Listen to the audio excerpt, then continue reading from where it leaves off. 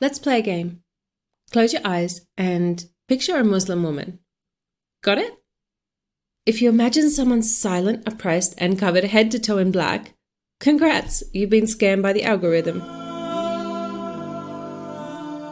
Welcome to Beyond the Shahada. I'm Bree, and this is your realistic guide to Islam, where we debunk myths faster than a teenager fact-checking their mum's WhatsApp forwards. Today's episode is all about hijab, women's rights, and why Muslims aren't a stereotype, otherwise known as the trio of topics that make keyboard warriors rage type. Let's dive in. I want to make one thing crystal clear. Muslim women don't owe you an aesthetic. We're not here to star in your tired Hollywood roles of the silent victim in a hijab or your hot oppressed girl in need of liberation. So let's autopsy these stereotypes with the energy of a TikTok expose.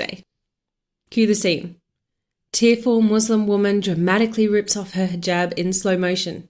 Her hair magically salon perfect, surrounded by people clapping for her like she just won a Miss Liberation contest. End scene, roll the credits. Shocker. Real freedom isn't a performative striptease for Western applause. It's a doctor choosing to wear her hijab with her scrubs. An Olympian breaking records while wearing her hijab. Or even a Marvel superhero actually keeping her hijab on. Hijab isn't a prop for your hero's journey. Write better scripts. So a couple of myths I want to get out of the way first. Number 1, all Muslims look alike. Well, only 1 in 5 Muslims are actually Arabs. The other 80%? Well, that would include me. The white Aussie woman with zero Arab ancestry who upgraded her faith without a personality transplant. I didn't lose my culture, I leveled up. And myth number 2? All Muslims come from the Middle East. The country with the most Muslims is actually Indonesia. What about the fastest growing Muslim population? America. What about the most Muslim continent? It's Asia. So next time you imagine a Muslim, picture literally any human being on earth. Congrats, you're now woke. Muslim isn't a look, it's a faith. And no, we don't all have friends in Dubai. Now that we've cleared up the Muslim equals Arab nonsense, let's talk about the real controversy.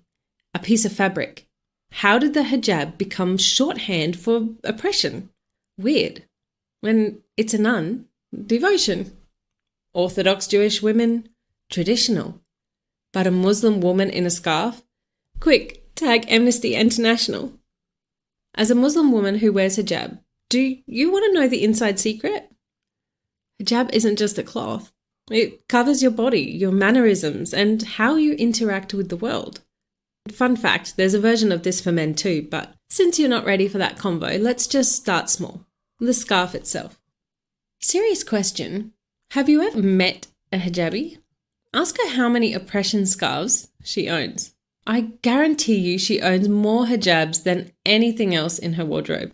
There's endless materials and a ton of different styles, pins galore, and magnets that could probably survive a hurricane. Don't forget all of the different colours, all varying in slight shade differences that are completely clear to us but bewilder our husbands. And undercaps. They've got a whole range of their own categories too.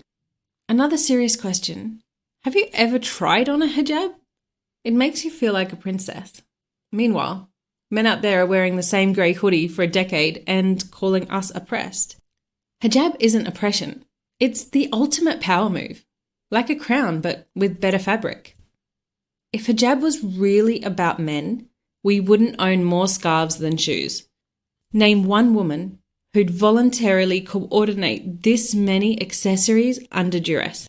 Let's talk women's rights, or as I call it, Islam's original feminism, before feminism was a hashtag. The idea that Muslim women have no rights? Actually, we wrote the rulebook. The West just took more than 1,000 years to catch up. Picture this. Australia in the 1870s. Women finally get to own property in their own name. Meanwhile, in 7th century Mecca, Muslim women were waiting for you to catch up.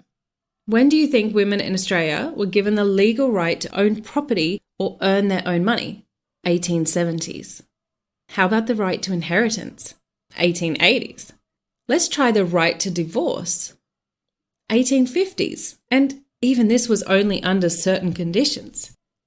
Did you know all of these rights were given to women in Islam in the 7th century? And let's not even talk about last names. The West acts like keeping yours is some sort of feminist rebellion. Islam has it as a default setting. And a fun fact, Harvard didn't admit women until 1920. Oxford, 1928. Meanwhile, Muslim women were running universities in Morocco in 859 AD, while Europe was still debating if women actually had souls. They needed more than 1,000 years to copy our homework, yet still forgot the references.